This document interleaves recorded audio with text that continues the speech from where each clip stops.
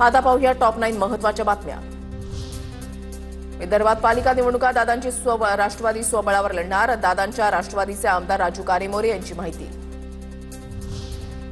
मंत्री शिवेंद्रसिंह राजे भोसले यांचा अधिकृत फेसबुक पेज हॅक, सातारा पोलिसांच्या सायबर सेलकडे तक्रार दाखल, कायदेशीर कारवाईची मागणी।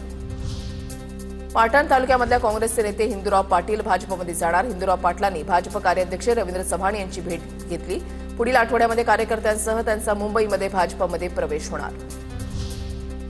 शिवराज्याभिषेक सोहळ्याच्या निमित्तानं 6 जूनला सरकारनं रायगडावर कॅबिनेटची बैठक घ्यावी, छत्रपती शिवाजी महाराजांच्या राज्याचा आदर्श घेऊन कार्य करण्यासाठी बैठक बोलावावी, शिवराज्याभिषेक सोहळा समिती सदस्य गंगाधर काळकुटेंची मागणी।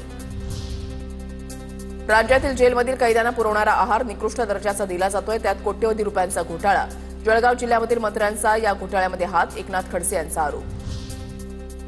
कुख्यात गुंड छोटा राजनला जामीन देण्यास विशेष न्यायालयाचा नकार, 20 वर्षांपूर्वीच्या शस्त्रसाठा प्रकरणामध्ये जामीन नाही, राजन 2015 मध्ये अटक झाल्यापासून न्यायालयीन कोठडीमध्ये। राज्यामध्ये 84 नव्या कोरोना रुग्णांची नोंद, कोरोना रुग्णांची संख्या 681 वर, तर मुंबईतील कोरोना रुग्णांची संख्या 411।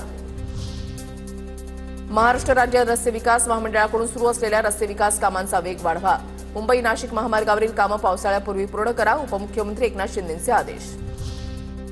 नागपूरच्या काटोल तालुक्यामधल्या नायगाव ते खानगाव पांदण रस्त्याची चंद्रशेखर बावनकुळेंकडून पाहणी, राज्यभरामध्ये पांदण रस्त्याची योजना आणि उपक्रम वेगानं राबवण्याचे निर्देश।